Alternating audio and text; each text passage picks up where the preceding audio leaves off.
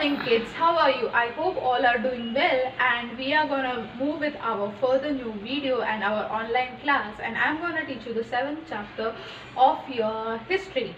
So we have till now seen the first 6 chapters, and the 7th chapter is Swaraj, the first conquest of Shivaji Maharaj. Okay, so in this basically in the last chapter, as I have taught you, we have already seen the introduction part in where they're explaining us the basic how the base of Hindavi Swaraj was established. In this part we are gonna look into how did Shivaji Maharaj execute that plan. He had already planned the things that he wanted to achieve, he wanted to establish the Swaraj, but how was the execution done and how it can be done, we are going to see, and how he has done it already, how he had conquered the forts and how the Swaraj was formed. We are going to look into that. So beginning with our introduction part, open your textbook page number 25 and I'll start explaining and reading it, okay, so that listen carefully to me, okay kids. So listen, it is no doubt true that Shivaji and his comrades took the oath of Swaraj in the temple of Raireshwar. In the last lesson we have learned about it, right, that all the Maulas and the Shivaji had taken the vote in Raireshwar temple, yes, but it was a very difficult task. In those days Maharashtra was governed by 4 different powers: the Mughal Emperor of Delhi, Sultan Adil Shah of Bijapur, the Portuguese of Goa and the city of Janjira. Now, in that times, there were not one ruler, not 2 rulers. Instead, there were 4 rulers. And who were the 4 rulers? And it was not difficult. Like now, what Shivaji had to do? He had to set up his own kingdom and his own Swaraj, which was more difficult. So, in short, if we speak, the 5th kingdom we can say.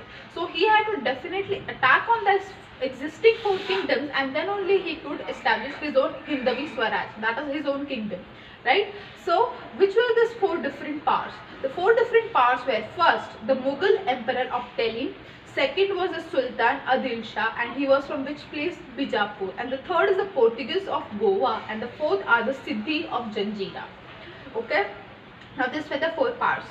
They were powerful opponents, firm in their authority. Now these were the opponents, these were the enemies with whom Shivaji had to fight basically. Okay, so and they were quite strong. They were established from many years. So the basic and the build-up of the kingdom was quite strong. So this authorities, these kingdoms were very strong. Okay, no one would dare utter a word against them. Now no one had the guts to have like a fight or even tell a word against them. If they used to tell one word, then they are like, oh, like we can say they are finished like that way.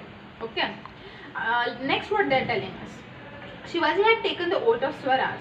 There were no comparison between the vast forces of the enemy and a handful of Shivaji's Maulas. Now that's a striking point. You must have also thought Shivaji did not have a very big army at that time, right? He was just starting to build up his kingdom. So the Maulas which he had, the quantity was not that huge as compared to the quantity of the vastness of his enemy's power.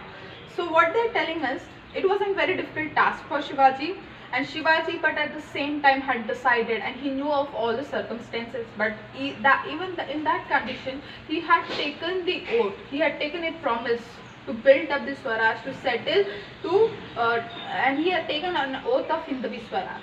Okay, and there was no comparison, means we can't compare between the army. Why we can't compare between the army of Shivaji and other kingdoms? Definitely the kingdoms were quite old and they were already established and they were great supreme powers, correct?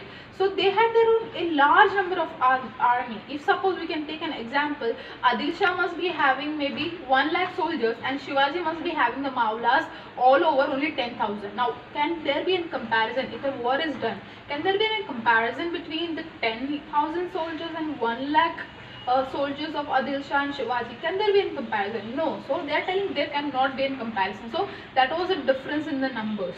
Okay, but Shivaji's mind was made up and his firm resolve was his greatest source of strength. Now what they are telling us, resolve in the means like to decide something, to be determined, and that is why not changing the mindset, so being firm. So but Shivaji's mind was very firm. Whatever happens, he already knew this all things, but his mind was such and firm, and he had already decided this thing, and he was quite determined for achieving the Swaraj. So that was his greatest strength. Okay, so he had a very good mental ability and mental strength, we can say, at that time. Whatever might be the condition, I can definitely fight against this four kingdoms, these four powers. So this is about the introduction, what they are telling us. Now, how did Shivaji plan and plot, and how did he win against these kingdoms? That we are gonna learn in the further part. So this is our introduction part. Okay kids, have you understood it?